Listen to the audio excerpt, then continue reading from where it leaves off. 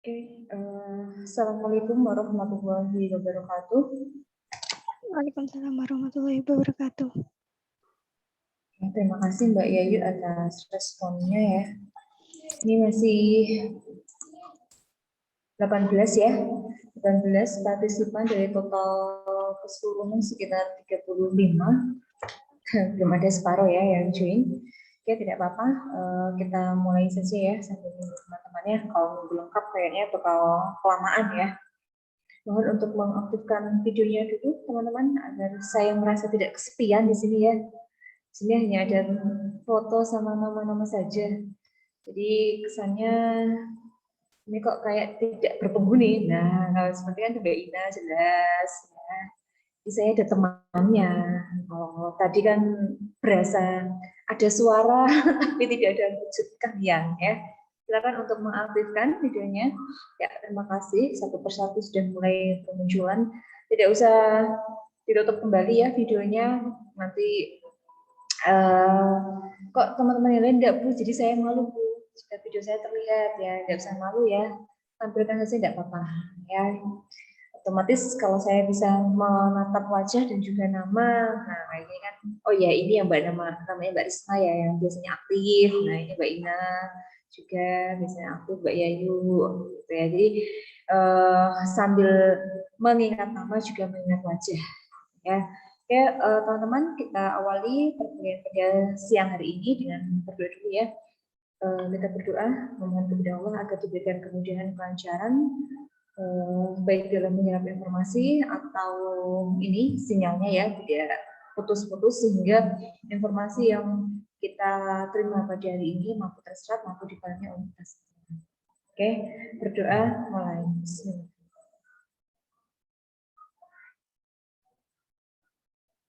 Amin. Ya, terima kasih. Alhamdulillah ya, moga-moga sudah fresh ya Mbak Siti ini juga aktif juga Mbak Siti ya. Yang wajah-wajah yang aktif tuh yang ini biasa ya. Saya Ibu tuh penasaran dengan beberapa teman-teman kalian kayak Mbak Nadita itu yang seperti apa ya, Mbak Soimah, Mbak Nur Endah ya, karena mereka tuh jarang memperlihatkan wajahnya ya. Oke, ini sementara putri-putri semua ya yang ada putra satu yang sudah mulai gabung, yang lain juga ternyata putri ya, segera untuk join teman-teman agar informasi yang diterima nanti tidak separuh-separuh ya. Kalau ikutnya hanya separuh itu kan otomatis yang separuh sebelumnya bingung ini tadi bahas apa ya, ujuk-ujuk seperti ini, sehingga akan berakibat pada terkendalanya atau ketidakpahamannya ketika mengerjakan soal. Nah, bahas soal saya jadi ingat hasil UTS teman-teman yang kemarin ya. Untuk yang terkunci atau bisa diakses semalam belum saya buka kembali ya, jadi belum bisa saya berikan nilai, mohon bersabar dulu ya. Nah untuk teman-teman nilai secara keseluruhan itu ya bervariasi ya untuk kelas ini ya. Dimulai kalau tangga nada ya fa ya, tangga nada fa, ada tangga nada fa dan lain teman-teman ya. Alhamdulillah ada yang di 80 enggak ya di kelas ini? Yang 80 tertinggi itu rata-rata di atas angka 80 ada Mbak Kartika. Yang mana Mbak Kartika? Mana. Oh iya, nah Kartika. Nah ini dia Mbak Kartika, selamat ya. Dapat nilai 80 ya untuk Mbak Kartika. Oke. Nah ada beberapa yang nilai juga hampir mendekati 80 ya, 178 kayak Mbak Ina kan hampir mendekati ya kan. Untuk yang lainnya di angka ini ya 7 sudah lumayan banyak, meskipun tadi ada beberapa yang masih di bawah nilai 6 malah ya, ada yang di bawah nilai 6. Nah, ini masih latihan, masih UTS, jadi belum ending. Jangan khawatir bagi yang nilainya masih rendah, ya belum sesuai dengan target. Untuk UTS saya tidak mengadakan remedi ya, jadi nilai apa adanya dulu. Nanti nilai akhir akan saya kumulatifkan. Jadi saya hitung rata-rata semua baik nilai tugas, kehadiran dan keaktifan UTS dan UAS tentunya nanti akan saya rekap. Jika nilainya 70 ya, jika nilai 70 itu kan sudah B ya, tapi tetap saya akan informasikan ke teman-teman. Bagi yang menghendaki nilai 70 belum puas ya, dalam artian kok nilai kok 70 ya, Bu, kok belum puas. Biasanya rata-rata nilai saya itu 80-an, Bu, ini 70. Nah, silakan nanti yang belum puas mau remedi ya boleh ya. Yang mau remedi saya persilakan agar mendapatkan nilai yang lebih dari itu. Tapi kalau yang nilai 70 sudah merasa puas ya itu tidak masalah. Itu hak kalian, hak teman-teman untuk mengadakan remedi atau tidak. Berapa menolak juga, menerima boleh, menolak juga boleh. Kalau kalian merasa sudah cukup ya sudah, apa yang sudah kalian terima itu yang jadi nilai akhir ya. Jadi untuk yang nilainya masih di bawah tidak usah berkecil hati, masih ada nilai-nilai yang lain, nilai tugas yang lain itu bisa membantu teman-teman untuk memperoleh nilai yang lebih baik begitu ya. Saya mau mengomentari ini hasil pekerjaan teman-teman juga. Ada beberapa kesalahan yang masih dilakukan. Ini pada nomor 6 ya, nomor 6 itu padahal gampang. Tapi kalau salah memilih, ya sudah berarti fatal. Jadi maka dari itu ketika teman-teman memilih, ya, memilih teman, memilih pasangan itu juga harus hati-hati, jangan sampai salah. Kalau salah ya akhirnya seperti ini, tidak sesuai dengan ekspektasi, tidak sesuai dengan keinginan. Dan untuk Mbak Soim itu ternyata nomor 6 belum dikerjakan ya, sehingga nilainya anjlok ya. Ada beberapa yang kurang teliti, ada yang belum dikerjakan, kemudian kalaupun dikerjakan itu kurang maksimal sehingga nilai yang diperoleh per angka atau per huruf ya itu akhirnya nilainya rendah ya. Kayak Mbak Sriani ini juga kurang teliti, kurang jeli sehingga hasil analisisnya kurang optimal. Oke, seperti itu. Masih ada waktu, masih ada kesempatan untuk memperbaiki pada pertemuan selanjutnya. Ya, sudah 22 yang terhubung ya. Kita mulai saja. Izin share screen sebentar. Oke. Sudah tampak PPT saya? Sudah, Bu. Ya, oke, terima kasih. Materi kita setelah UTS itu berkaitan dengan diksi dan kalimat efektif ya. Diksi itu kemarin belum selesai kita bahas, nanti hari ini kita bahas. Kebetulan antara diksi dan kalimat efektif ini keduanya saling berkaitan ya. Kalau kita mau membuat kalimat yang baik, kalimat yang efektif, itu harus mampu memilih diksi yang tepat. Dengan kata yang kita pergunakan untuk menggambarkan suatu konsep itu harus yang pas, jangan sampai keliru. Ya, jika teman-teman memiliki kosakata yang minim, otomatis ketika nanti menghasilkan atau membuat karya, terutama karya ilmiah, pasti bahasa yang dipergunakannya itu terbatas. Karena apa? Kita kosakatanya minim. Maka dari itu, mulai dari sekarang, perbanyaklah untuk membaca karya ilmiah. Entah itu artikel, entah itu makalah, atau mungkin baca skripsi dari kakak kelas. Nah, itu dapat membantu teman-teman untuk memperkaya kosakata. Nah, imbasnya atau manfaatnya itu banyak. Di antaranya tadi, ketika menulis, kata yang kita pilih, kata yang kita gunakan itu lebih bervariatif. Ya, jadi kata yang dipilih itu tidak kata-kata yang lazim, kata yang itu terus. Ya.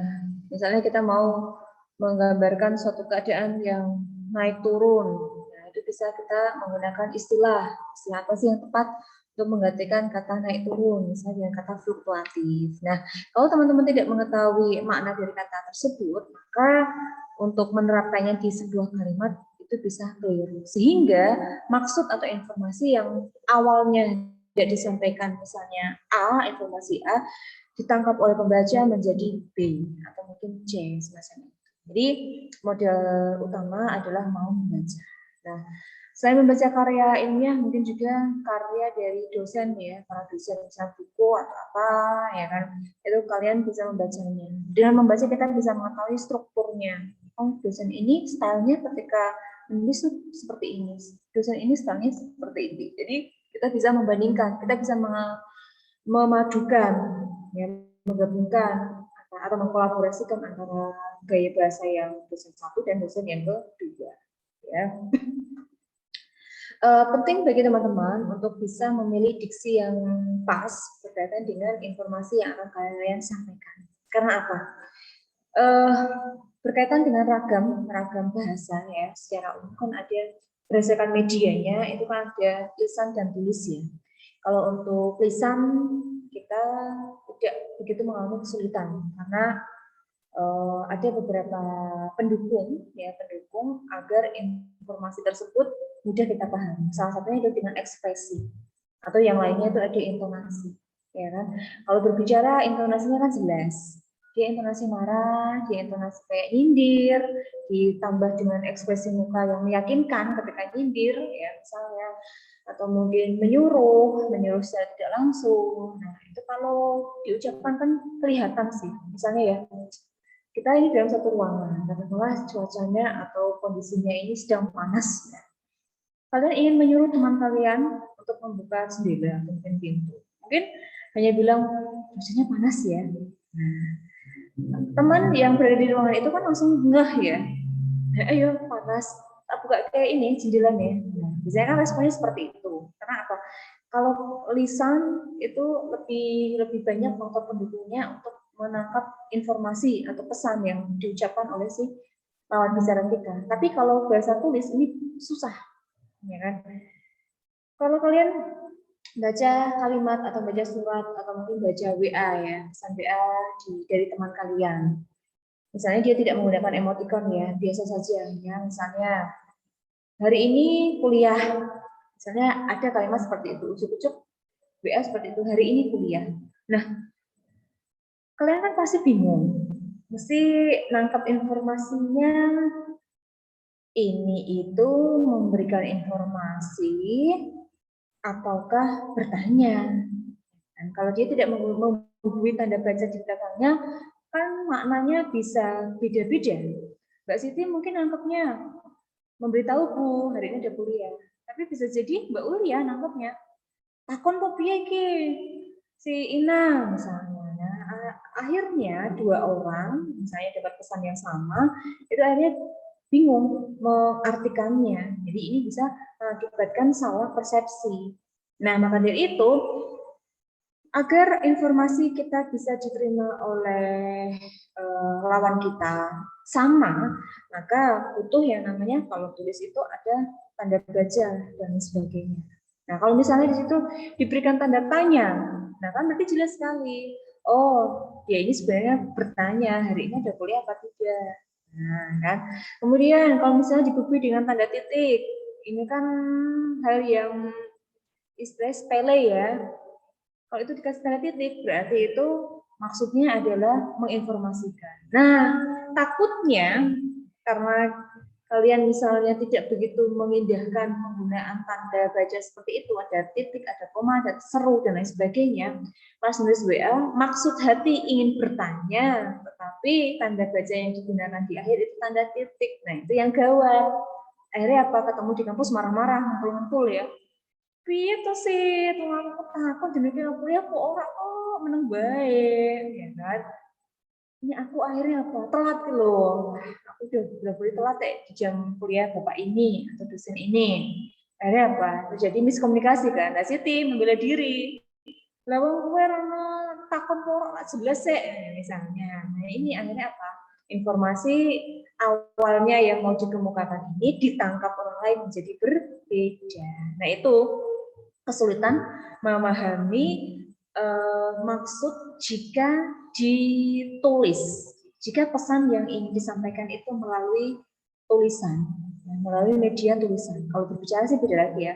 Sip, nah kan nadanya kan beda. Walaupun di situ tidak ada tanda tanya, nggak mungkin lah kalian ketika berbicara kok tanda tanya, umurnya dong kan tidak. Tapi dengan intonasi kita itu kan kita langsung tahu. Nah itu manfaat kita mempelajari penggunaan kalimat efektif dan tadi dibantu dengan diksi yang tepat. Selain diksi ada juga tanda baca yang lain yang menyertainya. Nah, itu gambaran secara umum kaitannya antara diksi dengan kalimat efektif. Nah, nanti teman-teman ketika menulis harapannya itu mampu menyampaikan gagasan, informasi yang kalian pikirkan dalam bentuk tulisan. Apa yang kalian pikirkan bisa dipahami oleh si pembaca. Karena apa? Memahami tulisan itu jauh lebih susah daripada memahami hati. Cie, Bu Suci pusing lagi deh. Ya, kalau memahami hati kan masih bisa di ini ya, kalau memahami tulisan, nah siapa yang tahu ya kan? Karena tulisan itu kan kadang kalau salah memilih kata bisa berakibat fatal. Kan seperti itu. Kalian maksudnya bercanda misalnya. Tapi karena itu melalui tulisan akhirnya bisa memunculkan yang namanya perdebatan atau perselisihan. Banyak ya. Kan udah jauh-jauh lah. Setiap hari kan kita pegang HP ya. Dengan HP, nah semacam itu ya. Cari informasi di HP. Baca berita di medsos. Nah, tulisan saja, tulisan di medsos ya itu bisa memicu perdebatan, bisa memicu konflik antara misalnya kaum A dengan kaum B. Nah, itulah apa ya dahsyatnya tulisan. Ya, jadi dari tulisan itu bisa memunculkan banyak pemaknaan. Nah, yang kita maksud di sini itu bukan multitafsir seperti itu yang bisa memunculkan perdebatan itu tidak, tapi justru kita memberikan informasi yang real sehingga antara A dan B memperoleh satu informasi yang sama, tidak informasinya yang simpang siur. Ini maksudnya apa sih? Ya, kadang kalau kita tidak jeli membaca kan ikut terpengaruh ya. Mau berita tentang ini loh, tentang kapal ini apa? KRI Nanggala yang 402. Oh, dari bahasa yang sini menjelaskan ada sabotase ya, misal. Yang sini katanya itu bukan kecelakaan murni, ada sesuatu di baliknya. Nah, itu kan berdasarkan tulisan-tulisan yang dibuat oleh si penulis, ya kan? Nah, dia mau memberikan informasi apa sih sebenarnya? Informasi yang real ataukah yang hoax? Nah, itu ya. Kita harus pintar-pintar menjadi atau cerdas dalam menangkap informasi. Tidak mudah terpercaya oleh hoax macam itu. Oke, nah sekarang kita lanjut ke diksi ya. Agar kita mampu mendayagunakan atau menggunakan diksi yang tepat atau yang pas, maka kita harus memperhatikan dua pokok ini tadi. Sesuai dan tepat dalam pemilihan diksi agar menjadi kalimat yang efektif. Pendayagunaan itu kan sinonim dengan daya guna, manfaat ya, kegunaan ya kan, kegunaan diksi itu bisa optimal jika tepat dan juga sesuai. Tepat itu berarti sesuai dengan tepat itu berarti sesuai target ya atau menuju ke sasarannya pas. Kalau sesuai itu berarti yang diinginkan A ya menjadi A, tidak mungkin A itu menjadi B. Nah, saya merangkum dari pendapat Doris Keraf, ya, ini ketepatan dan kesesuaian diksi ini ada beberapa hal yang menyertainya atau beberapa hal yang menjadi faktor pendukungnya. Nah, ini tidak saya jelaskan semua ya, nanti teman-teman bisa mencari referensi lain di buku atau artikel atau mungkin di browsing di internet ya. Saya hanya menjelaskan beberapa saja yang sekiranya itu masih terjadi kebingungan ya di antara teman-teman semua. Oke, yang pertama tepat. Tepat kita ketika menulis itu harus bisa membedakan ini sebenarnya tuh bahasa lugas ataukah bahasa kias, apakah bahasa yang denotasi ataukah konotasi. Ya, kita jangan langsung menelan mentah-mentah kata yang atau kalimat atau mungkin wacana yang kita terima. Kita harus lihat dulu apakah itu ada unsur denotasinya atau konotasinya. Jadi kita harus bisa membedakannya. Ya, kalau untuk menulis karya ilmiah, jelas kita harus menggunakan kata yang lebih banyak denotasi. Tapi kalau yang sastra adalah konotasi. Kemudian, nih penyebab atau salah satu penyebab kalimat tersebut menjadi tidak efektif itu dalam satu kalimat terdapat kata yang bersinonim. Sinonim itu apa? Sinonim itu adalah padanan kata yang memiliki makna hampir sama. Tidak sama ya, hampir. Kita nyerempet.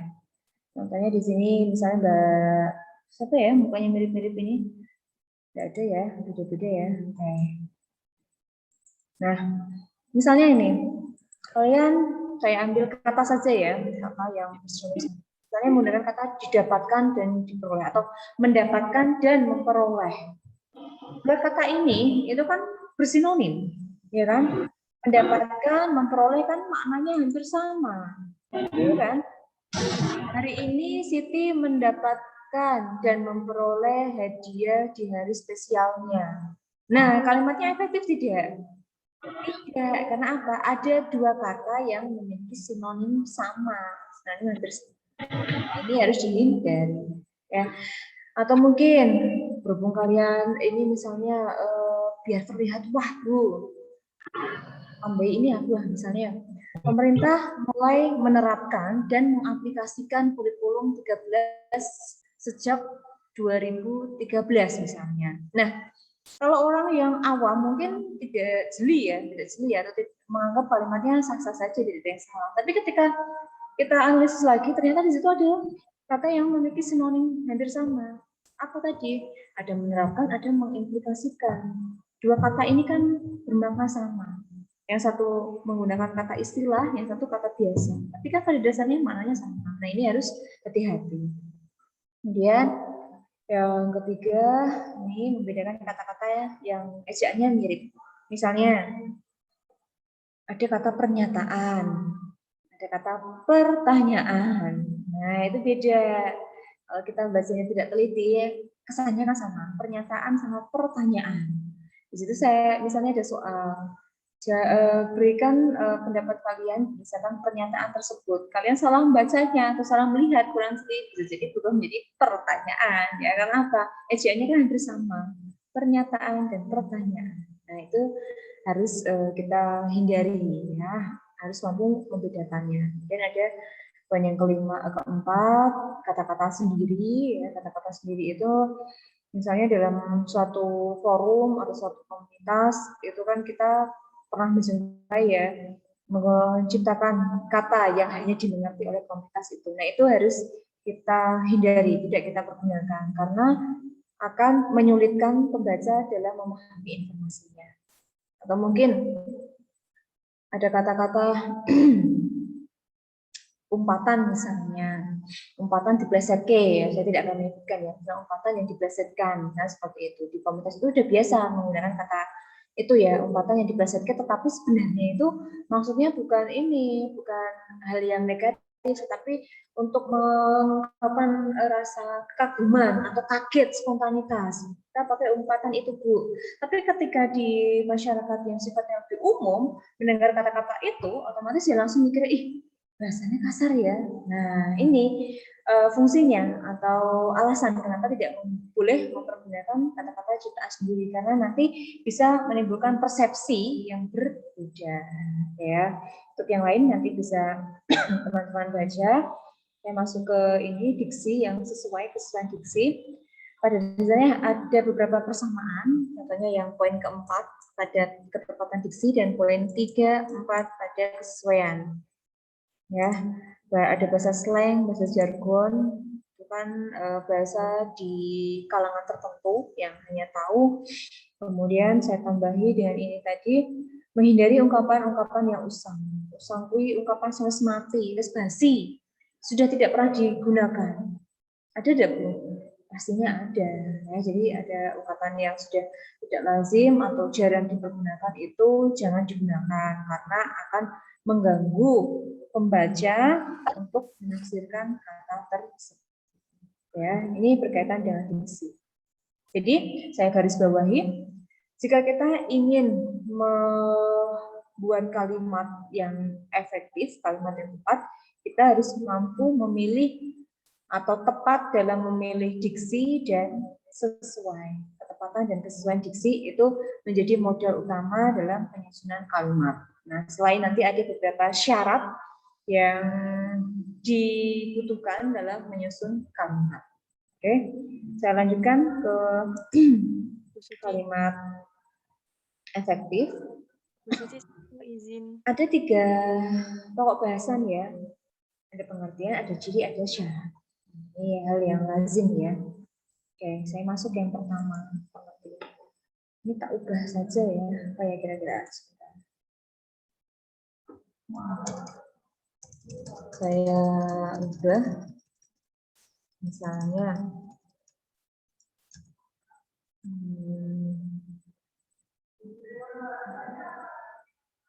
yang gampang aja ya.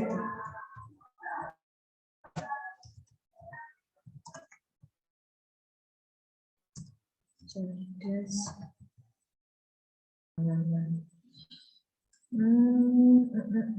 Oh ini.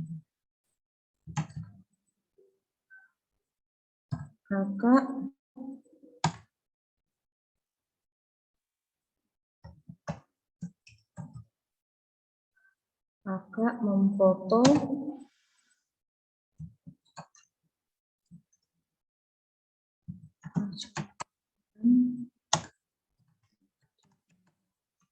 saya lihat dulu.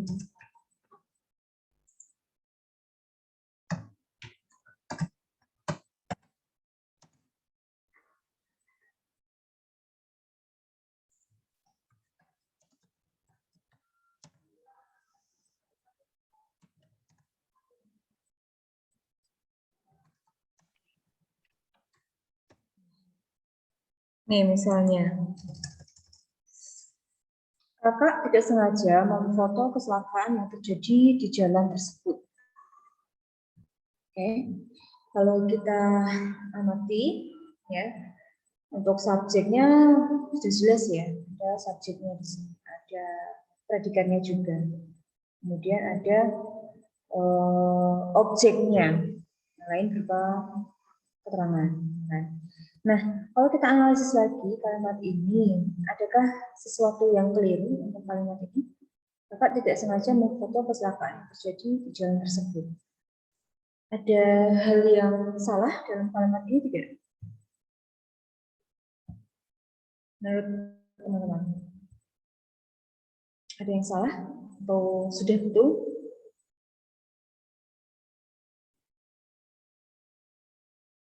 Gimana?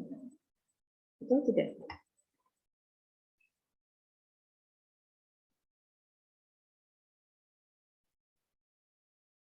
Ayo. Ini kalimat biasa ya, bukan ke kalimat yang penyusunan artikel yang lebih tinggi, tatarannya atau tingkatannya lebih tinggi.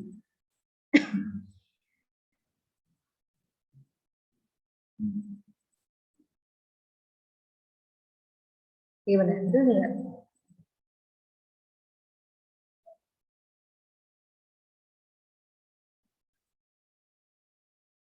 Belum masalah. Jangan bingung dulu. Jawab aja dulu, betul atau salah. Nanti kita koreksi bareng. Salah mungkin, Bu. Oh, jangan pakai mungkin. Jangan pakai mungkin. Mungkin itu rapi. Salah. Nah, Salah. Ya, salah. salah. Nah, pastilah ya, pakem. Optimis ya, ini. Salah. Ada yang menjawab betul? Salah apa betul? Salah. Salahnya di mana kira-kira? Kecelakaan sama di jalan. Kan kalau kecelakaan pasti di jalan. Apa yo? Kecelakaan masih di jalan kok. Tidak, Bu. Kecelakaan belum tentu di jalan, Mbak. Ya kan? Tidak harus di jalan kan kalau kecelakaan. Apa kira-kira? Kalau dilihat lagi kayak, ya ini memang kalimat yang salah ya. Saya memang seharusnya yang buat yang salah. Kesalahannya itu pada kata apa sih di sini? Tidak sengaja. Terjadi, Bu. Terjadi. Tidak sengaja. Berarti tidak sengaja. Berarti dibetulkannya biaya kira-kira. Betulnya bagaimana? Ayo silakan. Urun rembuk.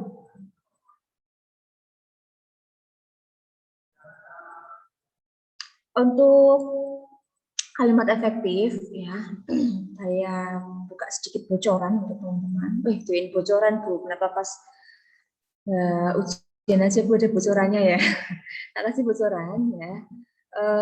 Ciri dari kalimat efektif itu kan ada ini ya, ada keutuhan, paduan, penekanan, hemat, variasi, paralel. Nah untuk syaratnya ini dia, jeng jeng jeng. Syaratnya itu kaidah kebahasaan dan ejaan. Nanti tetap masih berkaitan dengan ejaan dan kaidah bahasa yang digunakan. Ada logis atau masuk akal. Ada juga tidak ambigu, ya, atau tidak bermakna ganda atau multitafsir. Ini syaratnya, syarat-syarat dari kalimat efektif.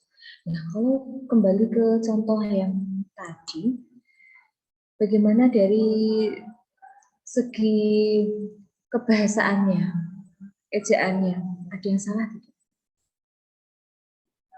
Ada yang salah tidak? Kata memfoto itu. Iya, kata memfoto, ya kan? Kata memfoto. Ini baku apa tidak sih memfoto? Kan tidak ya. Harusnya apa? Ganti dengan apa? Saya copy paste dulu. Nanti kita analisis lagi untuk keseluruhannya. Memfoto diganti dengan? Mengambil gambar. Hah? Mengambil gambar. Aduh, suaranya nggak jelas, Mbak. Mengambil gambar ya? Kita coba dulu ya ini, mengambil gambar. Oke, karena misalnya mengambil gambar kecelakaan yang terjadi di jalan tersebut. Ini alternatif yang pertama. Selain mengambil gambar, adakah yang lainnya misalnya? Kalau yang ini kata-kata yang lain, ini sudah benar belum? Insya Allah sudah itu. Insya Allah sudah. Mantap ya, Sid. Ini siapa ini yang suaranya kayak robot tadi? Ini siapa tadi? Halo? Oh, oke ya. Nah, ya ini ketidaktepatannya itu pada penggunaan kata baku ya. Ini lebih tepatnya adalah mengambil gambar atau memotret itu bisa ya, potret. Tapi kalau memfoto itu kurang pas. Nah ini yang salah satu penyebab kalimat ini tidak efektif karena penggunaan kaidah kebahasaan yang kurang tepat. Nah, ini masih mending hanya mengganti saja secara mengganti dalam porsi kecil ya. Kadang ada yang fatal sekali itu ada. Misalnya, saya ambilkan contoh ya. Sebentar. Nanti coba teman-teman cek ya. Ada yang fatal. Nah, coba dibetulkan bersama-sama. Saya ambil yang gampang ya.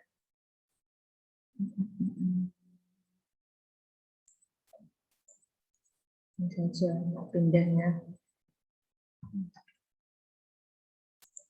Saya pindah ke sini. Ish.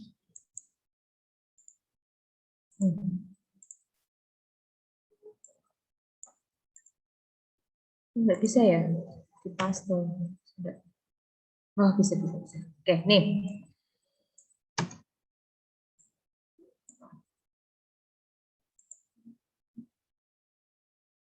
Nah, oke, ya ini. Kebijakan Direktur Utama Bank Jateng ditolak oleh karyawan karena tidak menguntungkan. Coba kita analisis kalimat ini. Kebijakan Direktur Utama Bank Jateng ditolak oleh karyawan karena tidak menguntungkan. Ini jelas tidak efektif ya. Pembetulannya bagaimana kira-kira? Oleh karena itu diganti dikarenakan gitu, Bu. Ini tanya atau menjawab ya? Jawab gitu. Nah gitu, intonasimu kayak tanya kok Mbak. Oke, saya tulis di sini. Berarti oleh karena diganti dengan Dikarenakan. dikarenakan. Langsung gercep ya ini ya. Nah, kita lihat lagi ya. Kebijakan Direktur Utama Bank Jateng ditolak oleh karyawan dikarenakan tidak menguntungkan. Nah, kita lihat dulu ya untuk kalimat ini dulu. Kalimat ini kalau ini kan menggunakan oleh karena ya. Oleh karena itu termasuk kata penghubung ya. Benar kan? Oleh karena itu ya, termasuk kata penghubung. Nah, kita analisis dulu kalimat ini. Ini kalimatnya itu tujuannya apa sih? Atau kalimatnya itu mengandung hubungan apa antara satu klausa dengan klausa yang lainnya? Apakah hubungan penambahan, hubungan pemilihan, syarat, ataukah sebab akibat? Misalnya seperti itu. Atau kesimpulan. Kalau menggunakan oleh karena, itu kan menyatakan simpulan ya. Kalau kita menyimpulkan kan biasanya oleh karena itu, atau jadi, maka, dengan demikian, itu kan menyatakan simpulan. Nah, kalimat yang ini, kalimat atas ini, itu informasinya apa sih yang disampaikan? Berkaitan dengan apa sih? Oh, ini lebih condong ke, misalnya, di sini ada kebijakan utama Bank Jateng ditolak, tidak menguntungkan. Berarti ada sebabnya, ada akibatnya. Nah, kalau kita sudah mengetahui ini menuju ke kalimat yang hubungan sebab akibat, berarti kita mencari penanda atau kata penghubung yang menyatakan hubungan sebab akibat. Nah, di sini ketidaktepatannya itu pada penggunaan konjungsi. Jadi kita ganti konjungsinya. Nah, kalau versinya ini tadi siapa yang menjawab ya? Siti Riyadatul, Bu. Mbak Siti? Oke, Mbak Siti menjawab, kebijakan Direktur Utama Bank Jateng ditolak oleh karyawan dikarenakan tidak menguntungkan. Atau disebabkan, itu juga bisa ya. Bisa menggunakan konjungsi dikarenakan atau disebabkan. Karena dua-duanya itu menyatakan hubungan sebab akibat. Nah, ini ya, meskipun sepele ya, tapi kalau kita analisis ternyata kalimat ini tidak efektif. Ketidakefektifannya pada penggunaan konjungsi. Begitu ya. Nah, dari sini kita bisa menyimpulkan yang dimaksud dengan kalimat efektif kalau dari segi teori seperti ini. Jadi gagasan yang ada di pikiran penulis itu bisa diterima oleh si pembaca. Jadi penulis menyampaikan informasi A, pembaca juga nangkepnya A. Tidak boleh penulis menyampaikan gagasan A, kemudian si pembaca nangkapnya C. Nah, itu berarti tidak efektif. Jadi satu arah lah atau satu pemahaman, sepemahaman itu namanya kalimat efektif. Nah, tadi saya sudah menyinggung berkaitan dengan ciri. Untuk hari ini nanti saya bahas sampai ke ciri ya. Untuk syaratnya kita lanjutkan di pertemuan berikutnya ya. Oke, ciri dari kalimat efektif ada 6. Ada utuh, ada padu, ada penekanan, hemat, variasi, dan paralel. Ya, apa itu utuh sampai ke penekanan? Nah, kita simak contoh berikut ini. Masih semangat ya? Pengantuk wes? Masih, Bu. Masih ya, alhamdulillah. Ya, masih semangat ya. Kayak siang-siang tuh kudanya banyak ngantuk kok apa. Kalau ini misalnya offline malah saya tak buat permainan biasanya. Kalau jam-jam segini biasanya tuh saya lebih ke permainan dulu. Tapi kalau daring seperti ini mau permainan kan agak susah ya, ya agak susah. Kalau misalnya kalau bahasa kan permainannya ada isi kata, ya kan, atau istilahnya ya melanjutkan kalimat, ya kan. Itu kalau secara offline enak. Kalau saya ngalamun di PDI kan gitu. Nah kalau ini wajah saja tidak terlihat, ya kan? Ini kan beberapa ya yang wajahnya terlihat ya, banyak yang menonaktifkan. Jadi ketika saya nunjuk, tak undang bolak-balik dipanggil malah nggak merespon, akhirnya ya waduh, ya kan? Akhirnya ya mati gaya lah ya. Jadi kalau offline tuh enaknya seperti itu. Isi kata nanti yang terakhir biasanya nanti akhirnya dapat kata yang beda sendiri. Seperti itu. Seru ya di permainan bahasa seperti itu.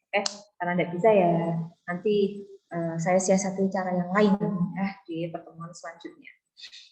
Mungkin ada kuis ya. Kalian pernah ini deh pas online semacam ini main kuis pakai aplikasi Quizzes pernah nggak?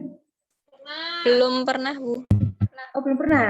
Pas kuliah belum pernah, Bu. Pas kuliah belum pernah ya. Ya udah. Oh, insya Allah ya. Tapi tak ini coba buat itu semacam ini kok. Kalau Google Form sih biasa ya kalian isi, kayak itu udah biasa ya. Kasih link. Iya, Bu, kalau Google Form pernah. Kalau belum ada. Quizzes belum ya. Kalau Quizzes itu semacam permainan ya, gambarannya tuh ada ya permainan tapi bisa berkaitan dengan kata ya, materi kita. Jadi ada ngerjain soal tapi dalam waktu yang ditentukan. Jadi cepet-cepetan nanti akhirnya keluar nilainya langsung ketahuan. Wih, di sini akeh, ini di sini rendah. Nah, untuk pemecah kebekuan saja lah biasanya seperti itu. Ya, itu media game ya. Insya Allah ya kalau pas waktu saya banyak aja kayak enggak ada waktu. Kadang kita itu dikejar waktu ya, makanya kadang kita harus pintar manage waktu. Sudah direncanakan, kadang masih melenceng ya. Kita berencana, Tuhan yang menentukan. Seperti itu. Oke, kembali ke ciri. Ciri yang pertama adalah utuh. Utuh artinya apa toh? Utuh artinya apa?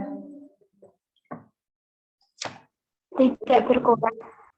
Tidak berkurang ya, komplit ya. Jadi komplit ya, itu namanya utuh ya. Sama seperti saya analogikan yang gampang aja wis. Saya tidak mau bucin-bucin dulu ya. Misalnya ya manusia gitu aja. Kalau dinyatakan utuh kan ada kepala, ada tangan, ada badan, ada kaki ya. Itu namanya utuh. Tidak ada yang berkurang, tidak ada yang hilang. Tapi kalau ada yang hilang berarti kita simpulkan ada yang tidak utuh, ya, atau ada yang hilang. Nah, sama juga dengan kalimat. Kalimat itu juga harus utuh, tidak boleh ada yang dihilangkan, ya kan? Keutuhannya itu terletak pada strukturnya, struktur gramatikal.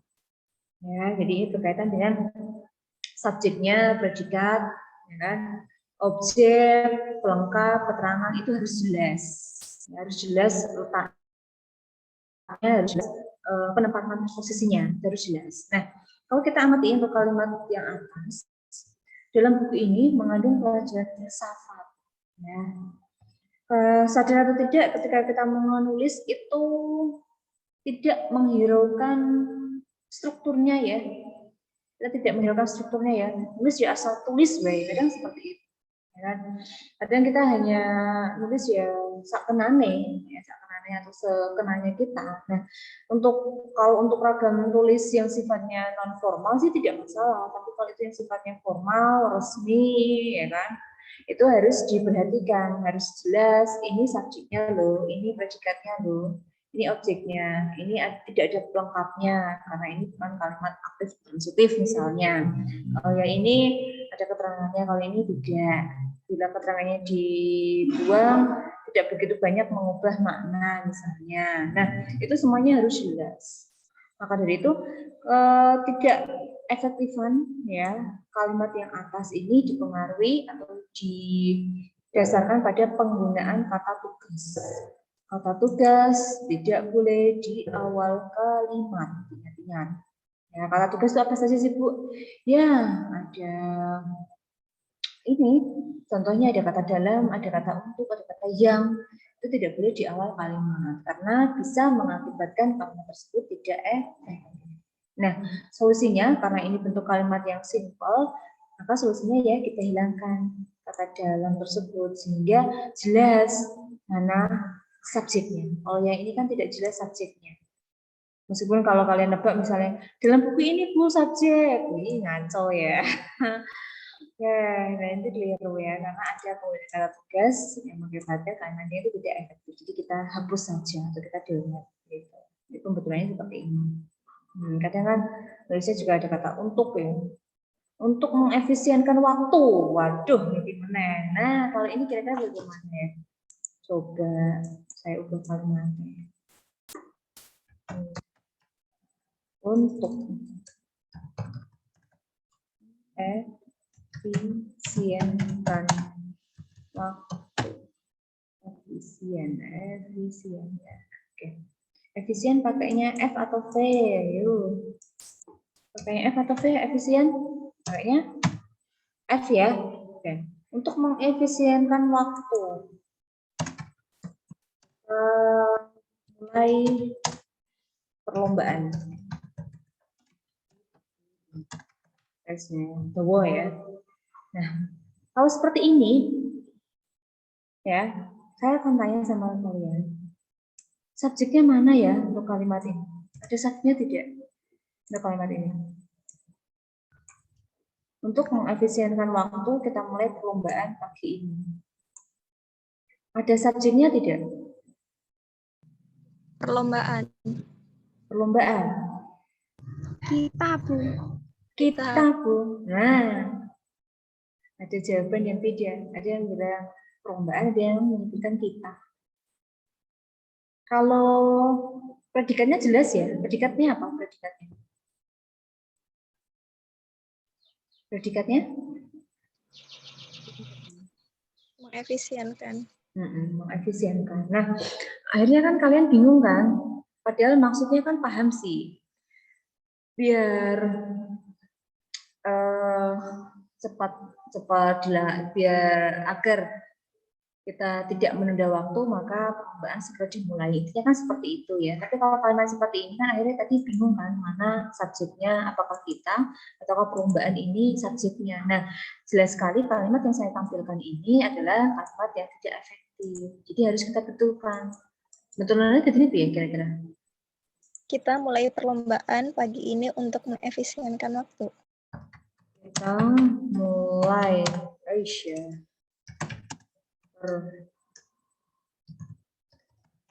Perlombaan pada pagi ini untuk mengefisienkan waktu. Seperti ini. Tanya dulu. Bagaimana dengan yang lain? Apakah setuju dengan jawaban teman kalian yang pertama? Nah, saya naikkan biar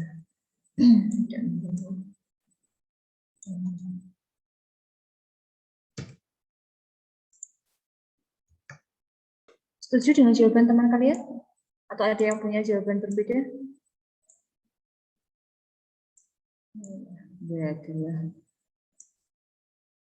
Ada yang punya jawaban beda? Apakah kita mulai perlombaan pagi ini untuk mengefisienkan waktu? Berarti subjeknya apa ini? Subjeknya apa? Subjeknya? Halo. Masih kita. Masih kita. Predikatnya mana? Predikatnya jadi perlombaan. Yakin Pak? Perlombaan itu kata benda atau kata kerja? Kerja. Kata kerja? Yakin? Predikatnya mulai. Nah, perlombaan itu kata kerja. Kan lomba Bu melakukan aktivitas, berarti dia kerja. Apa iya? Mulainya Bu, mulainya. Imbuhan Puan apakah artinya melakukan aktivitas? Mulainya Bu, mulainya. Ayo, bingung kan? Oke, kalau dapat imbuhan Puan kan bisa menjadi bisa menjadi peng, bisa menjadi pen, ya kan? Semacam itu. Maka imbuhan Puan itu kan salah satu ciri dari kata benda. Nah, kata benda, kalau dalam fungsinya, jabatan fungsinya, itu menduduki fungsi sebagai subjek atau objek. Kalau kata kerja, itu imbuhannya ada me, ada di, ada apalagi itu banyak ya, untuk catatan kalian yang berkaitan dengan kelas kata yang dulu, ya, di sebelum UTS. Nah, itu bisa dicek kembali. Nah, kalau semacam ini kan, kalian pasti bingung toh. Kita mulai perlombaan pagi ini, mesti nebaknya ini predikatnya, padahal predikatnya kan ini kan mengefisienkan waktu ya, kan predikatnya kan, ya. Berarti di sini ada dua subjek pun akhirnya.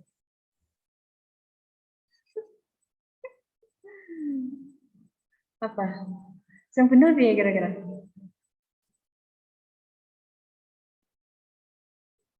Apa kira-kira? Ayo. Betulnya bagaimana? Perlombaan kita mulai untuk mengefisienkan waktu. Iya. Bentar dulu ya. Belum tak iyain dulu ya. Perlombaan kita mulai untuk mengefisienkan waktu. Kalian bisa menghilangkan ini loh ya. Bisa menghilangkan kata yang menyebabkan tidak efektif loh ya. Jadi tidak harus kata yang ada di sini itu masih dipakai. Ya. Boleh kalian hilangkan jika itu mengganggu. Jika itu mengakibatkan kalimat yang dihasilkan menjadi tidak efektif. Nah, perlombaan kita mulai untuk mengefisienkan waktu. Bingung nih ya. Subjeknya mana? Berarti perlombaan. Terus ini apa ya? Apa? Yo. Ini kan kadang kalian ketika berbicara kan pernah ya mengucapkan kata-kata seperti ini ya. Jadi langsung ya untuk efisien waktu. Atau mungkin pas jadi MC, moderator, itu kan pernah ya MC itu mengucapkan kata-kata semacam ini. Untuk mengefisienkan waktu, mari kita mulai perlombaan pagi hari ini. Misalnya seperti itu. Kalau ragam tulis itu kan jelas tidak baku, tidak efektif, ya kan? Karena tadi penggunaan kata tulis di awal itu penyebabnya. Tapi kita benahi, jadi bagaimana kira-kira? Ada perbedaan tidak untuk kalimat 1 dan kalimat 2?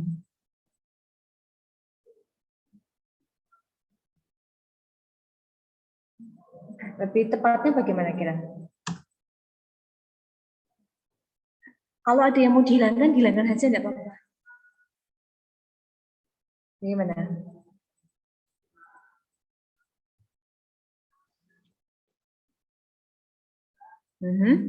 Apa?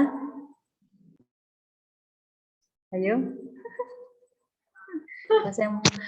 Perlombaan ya, akan kita mulai untuk mengefisienkan waktu.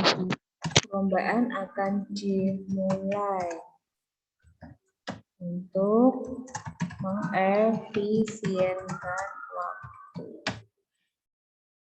Oke. Hampir sama ya, tapi kata kita dihilangkan karena menimbulkan double subjek ya. Perlombaan ini subjek akan dimulai ini kan predikat ya. Kalau untuk mengefisienkan waktu ini kedudukannya sebagai apa dalam pola kalimat? Keterangan. Keterangan. Belum pas. Kalau keterangan Objek. Tapi belum pas.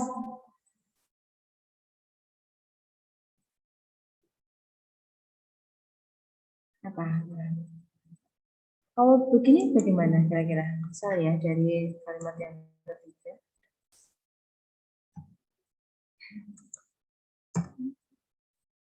Kalau dari yang kalimat ketiga, saya ganti, misalnya perlombaan akan dimulai pagi ini. Pagi ini. Bagaimana? Lebih masuk akal yang mana kira-kira? Untuk saya balik, keterangan kan boleh di mana saja ya, di depan, di awal, atau di tengah. Pagi ini perlombaan akan segera dimulai. Nah, semakin kesini semakin jelas ya. Nah, oke, jadi untuk kalimat ini ada beberapa kata yang harus kita hilangkan agar menjadi kalimat efektif dan susunannya bisa diubah ya. Di sini kan ada kita hapuskan kalau efisien waktunya kita hapus misalnya atau kita gunakan misalnya ini ya, perlombaan akan dimulai untuk mengefisienkan waktu. Nah, saya mau tanya sama teman-teman, untuk efisien waktu ini jabatannya sebagai apa?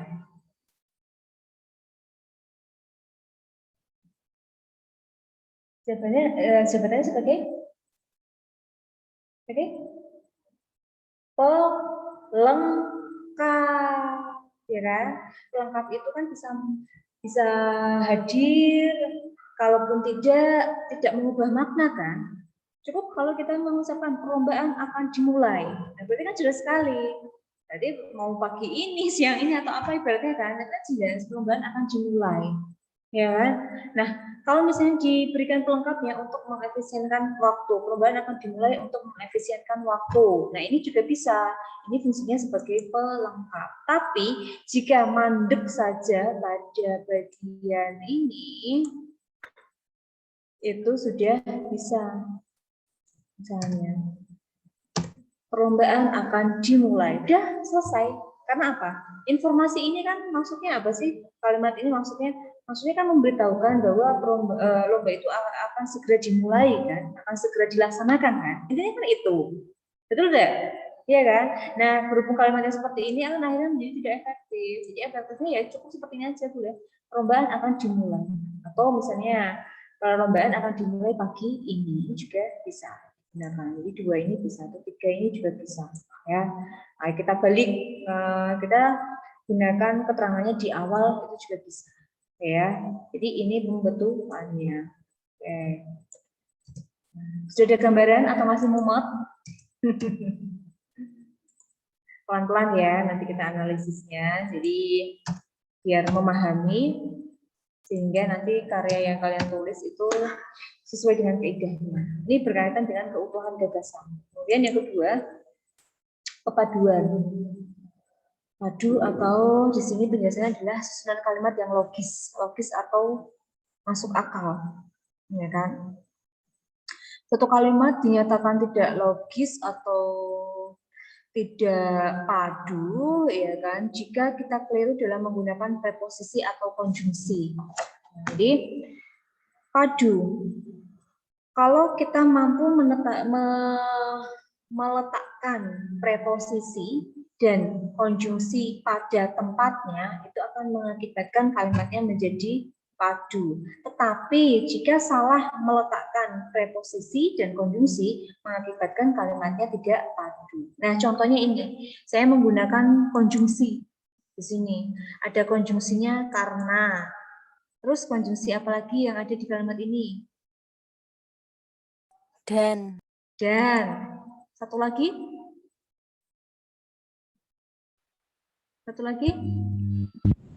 Maka. Iya, ada 3 buah konjungsi yang saya pergunakan.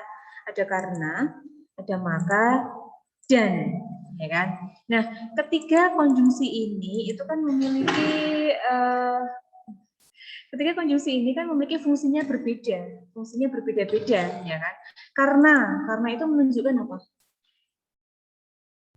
Sebab. Maka akibat. Bukanlah. Maka jadi. Berarti berkaitan dengan Simpulan. Iya, simpulan. Kemudian kalau yang dan berkaitan dengan Penghubung. Oh, iya penghubung. Konjungsi kan penghubung. Apa? Jumlah. Iya, atau penambahan. Ya, ini jadi dalam satu kalimat ini ada 3 buah konjungsi yang digunakan secara bersamaan. Tentu saja kita lihat dulu kalimatnya. Arah kalimatnya itu menuju ke hubungan sebab akibat, kesimpulan ataukah penambahan. Kita cek ya. Nih. Ini biar lebih ini tak hapus saja ya. Tambahan juga. Nah, kalau kita amati ya, di sini kan kalimat klausa ya, klausa ada 2 buah klausa. Ya. Klausa pertama itu bunyinya apa? Kan bunyinya buat di sampingnya ya. Ayah libur kan intinya, atau ayah kemarin libur. Ini klausa 1. Klausa 2, ayah memperbaiki talang. Klausa ketiga, ada 3 berarti. Ayah memperbaiki atap. Nah, kebetulan kalimat ini memiliki 3 klausa, disatukan menjadi sebuah kalimat. Kalau kita lihat lagi, arah kalimat ini menuju ke hubungan sebab akibat atau simpulan, atau penambahan?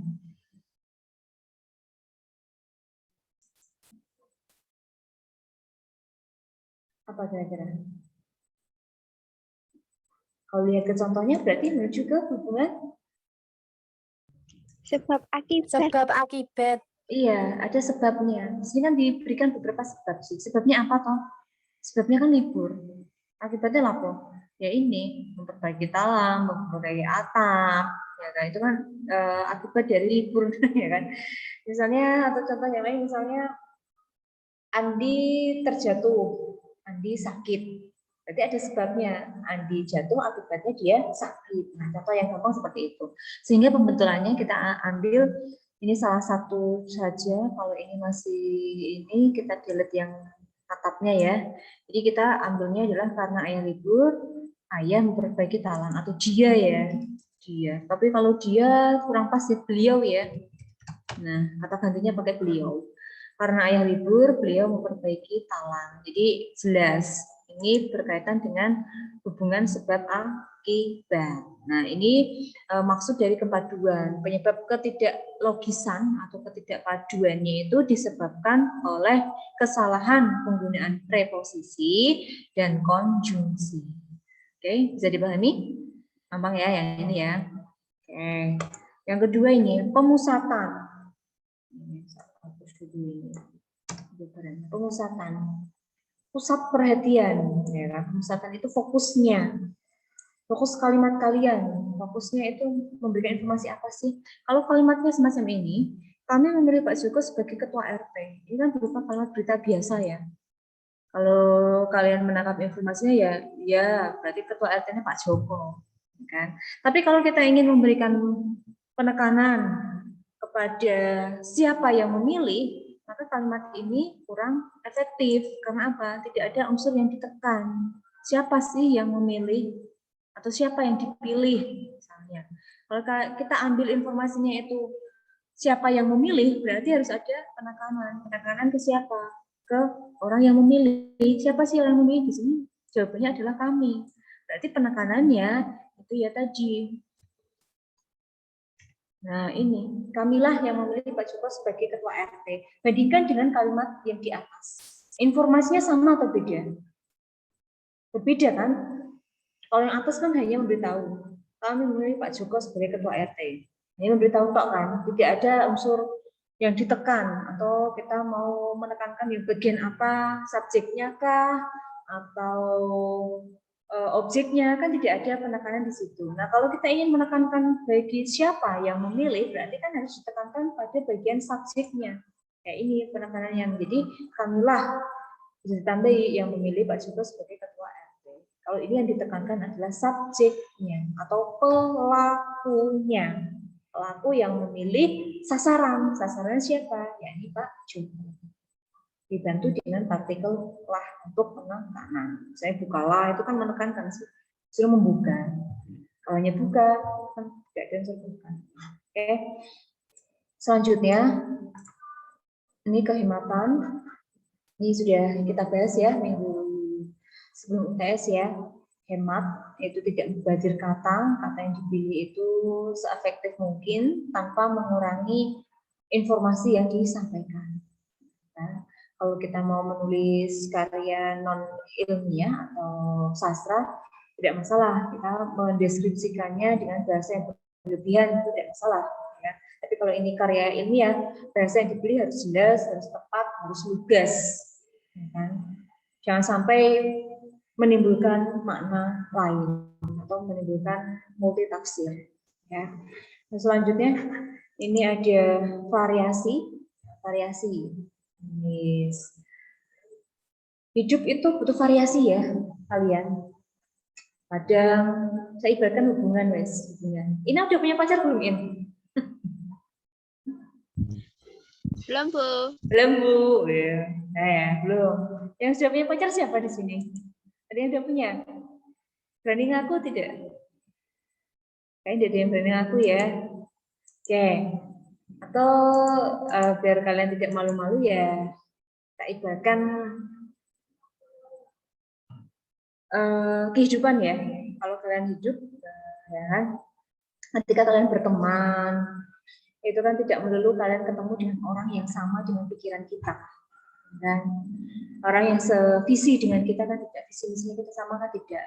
Pasti satu orang dengan orang lain itu berbeda. Orang kembar saja pemikirannya beda, apalagi kita bukan kembar, tidak ada hubungan sama sekali. Ya kan? Misalnya Ina berteman dengan Yayu, oh ternyata anak ini hampir mirip ya karakternya dengan saya, akhirnya cocok, jadi sahabatan. Tapi ketika ketemu sama Siti misalnya, Siti kok ini ya diajak guyonan langsung nesu ya, tersinggung. Kalau Yayu kok biasa ya, malah saling menimpali. Nah ini yang namanya variasi kan. Jadi orang itu kan bermacam-macam. Ada yang tipenya itu santai, diajak guyonan oke, ya kan. Ada yang sensitif, ya kan. Ada yang lagi disinggung sidik, misalnya, ayo, siapa wingi yang berketemuan sama ini di jalan ini, oh langsung nesu-nesu. Nah itu namanya variasi. Jadi kita hidup itu ada, kadang ada suka, kadang ada duka, kadang ada yang pro, ada yang kontra. Nah membuat kalimat pun agar tidak monoton, ya itu juga harus ada variasinya. Nah variasinya itu bisa melalui beberapa cara. Misalnya kita ubah dari kalimat langsung menjadi tidak langsung, ya kan? Dari kalimat berita bisa menjadi kalimat tanya, kalimat perintah, ya, atau dari kalimat aktif menjadi kalimat pasif, dan begitu juga sebaliknya. Atau mungkin biar lebih bervariasi kita menggunakan istilah yang bersinonim. Yang penting dalam satu kalimat itu tidak ada dua kata yang sinonimnya sama. Nah itu jelas keliru, ya. Kita ambil sinonimnya. Seperti tadi misalnya, kayak kalau yang menggunakan kata menerapkan biasa banget ya. Masuk mahasiswa kok gawe kalimat atau anggota kuwi ya misalnya. Pemerintah telah menerapkan kurikulum 13 secara serentak misalnya seluruh Indonesia misalnya. Kalau membaca itu kan kayak biasa banget ya kalimatnya ya. Kita ambil biar kalimat kita lebih apa ya? Lebih menarik lah istilahnya ya, atau meningkatkan prestisnya ya. Kalian mahasiswa masuk gawe kalimat kalau SMA podo kan tidak ada bedanya kalau seperti itu. Nah, kita ambil istilah yang bersinonim dengan tadi menerapkan. Sinonimnya apa sih istilah yang pas untuk menggambarkan kata menerapkan ini? Oh misalnya implikasi, mengimplikasikan. Nah akhirnya kan kalimat kalian ketika dibaca mana bedanya ya, atau mungkin wah iya ya. Nah itu yang namanya variasi. Jadi bisa ke kata, bisa ke bentuk kalimatnya, diubah kalimatnya. Nah, kalau untuk contoh yang saya berikan di sini, saya membuatnya variasinya ada dua tipe. Tipe yang pertama, saya tidak mengawalinya dengan subjek dulu, tidak. Tapi tak buat dengan keterangan dulu. Saya memberikan keterangan di awal. Ya, untuk kalimat satu. Nah, ini bentuk kalimat yang saya buat itu adalah kalimat aktif, pasif, yang ditandai dengan imbuhan di. Nah, agar berbeda, kita bisa ubah jadi bentuk aktif dari diberikan menjadi memberikan. Nah, ini kan bentuknya beda. Bentuknya beda, tetapi maknanya atau informasinya kan masih sama. Informasinya apa sih? Ya, pemerintah setiap bulan memberikan bantuan kepada BLT kepada masyarakat. Berarti kan informasi antara atas dan bawah kan sama. Hanya yang berbeda itu adalah bentuk kalimatnya. Nah ini kalian nanti ketika menyusun kalimat bisa membuat apa namanya, tidak harus kalimat aktif melulu, tapi bisa divariasikan menjadi kalimat pasif atau sebaliknya. Atau mungkin tadi tidak harus mulai dari subjek dulu, bisa dimulai dari keterangan, bisa. Ya, itu berkaitan dengan variasi. Lebih bervariatif atau lebih beragam. Ya. Kemudian yang terakhir ini adalah sejajar atau paralel. Ya, berarti sama persis, sama blok. Apa yang sama? Ini dia yang sama. Nih, yang sama ini. Imbuannya itu harus sejajar. Jika kalimat yang kalian pilih itu menggunakan imbuhan ini, misalnya pengecatan, pean, kemudian pengujian juga baan, pengaturan juga baan. Kok tiba-tiba di tengah ada kata memasang? Imbulannya sama tidak? Sejajar tidak? Kan tidak. Nah, ini mengakibatkan kalimatnya menjadi tidak efektif. Otomatis untuk pemaknaannya pun itu juga berbeda. Imbuhan pean kan maknanya apa? Beda kan dengan imbuhan me. Otomatis kalimat yang dihasilkan kalau dianalisis itu maknanya akan berbeda. Karena itu tadi penggunaan dari kata berimbuhan itu tidak sejajar. Nah, agar menjadi efektif, maka kita sejajarkan, kita samakan imbuhannya, tidak ada yang berbeda. Berarti memasang, kita ganti imbuhannya menjadi pemasangan. Nah, itu yang namanya sejajar. Sejajar itu lebih condong pada penggunaan kata berimbuhan. Ingat-ingat. Imbuhannya ber ya bersemua dalam satu kalimat itu. Tidak boleh ada yang berbeda. Kalau berbeda berarti harus. Oke. Sampai di sini sudah ada gambaran. Sansaya mumet apa sansaya paham? Apa mbah Bu? Blank. Ya. Tadi Ina kayak nguap terus ya dari tadi ya. Kadang-kadang langsung tekluk gini ya si Ina ya. Ya siang-siang ya wajar, siang-siang Bu enaknya tidur Bu, berarti di puasa, enaknya glosoran, mainin kasur Bu. Ya, menuntut ilmu kan juga ibadah sih, kalau kalian melaksanakan dan ikhlas insya Allah kan pahala buat kalian. Udah dapat pahala, dapat ilmu, berkah, wah double ya, triple akhirnya. Ya. Bisa dipahami untuk penjelasan saya berkaitan dengan ciri dari kalimat efektif? Bisa? Insya Allah. Ya, Hafifah cari jawaban yang aman ya. Hafifah atau siapa tadi yang jawabnya ya, Hafifah ya. Oke, ya betul ya. Kita kan ibaratnya jika Allah menghendaki ya, tapi kita berdoanya menghendakinya ya paham ya, bukan menghendaki yang tidak paham. Oke, ini dulu ya kita bahasnya sampai ke ciri untuk syaratnya dan untuk ke paragrafnya nanti kita sambung di pertemuan berikutnya ya. Nih, kalau saya berikan sekarang kayak langsung muntah-muntah kalian. Habis ini langsung wah batal aku puasanya muntah-muntah kongres. Ya, saya tidak mau jadi penyebab batalnya puasa kalian ya. Jadi cukup di ciri-ciri dulu ya, yang syarat nanti kita bahas di pertemuan selanjutnya. Biar tidak terlalu panas ya. Panas kan kalau motor Honda panas malah sansai banter ya. Tapi kalau kita otak kita manusia sansai panas ya sansai ngeblank. Biasanya gitu ya, butuh istirahat. Oke, ada yang mau didiskusikan dulu sebelum kita akhiri? Monggo. Atau malah bingung Bu, arep takon apa? Silakan yang mau bertanya. Cukup? Iki cowok-cowok itu orang suaranya ya, kelas kalian. Biasanya yang eksis itu Bagas kok. Ini Bagas nggak eksis. Bagas itu biasanya eksis. Kalau aku itu jarang. Nah. Oke, cukup untuk hari ini. Diam itu tandanya setuju loh ya. Mau makan apa yang hari ini? Serah. Terus ditanya, nasi goreng ya? Kira tekan ya. Aku mau nasi goreng kok. Nah itu kalian susahnya. Kalau iya ya iya, kalau tidak ya tidak. Nih, bagaimana? Sudah cukup ya? Nanti teman-teman juga ada yang mau ditanyakan, bisa lewat grup ya, tapi jangan japri ya. Cukup tanyakan di grup, jadi nanti kita bahas bersama di grup. Jadi ibaratnya untuk ilmu ya bareng-bareng melatih PDW gitu ya. Kita sejajar. Nah, kembali ke prinsip tadi, cirinya sejajar. Satu dapat, satu juga harus dapat. Ya, jika tidak ada yang ditanyakan, saya tak stop share screen dulu. Oke. Kalau tidak ada yang bertanya, saya akhiri ya perkuliahan pada hari ini. Mari kita tutup dengan bacaan hamdalah bersama-sama agar apa yang kita pelajari bermanfaat untuk kita semua. Alhamdulillahirabbil alamin. Wah, kirain alhamdulillah suaranya cak lanang ya. Kirain ditanya tadi tidak ada suaranya. Muhammad Naimun ya. Tadi dia mungkin alhamdulillah langsung suaranya Peter Dewi ya. Iya, Naim ya. Oke, sebelum diakhiri, mohon untuk dinyalakan videonya. Saya mau ambil gambar sebentar. Silakan. Nah, Naim, ayo videomu mana Naim? Ya, Mbak Guzia. Oke, Mbak Guzia udah dibuka akses Google Drive-nya?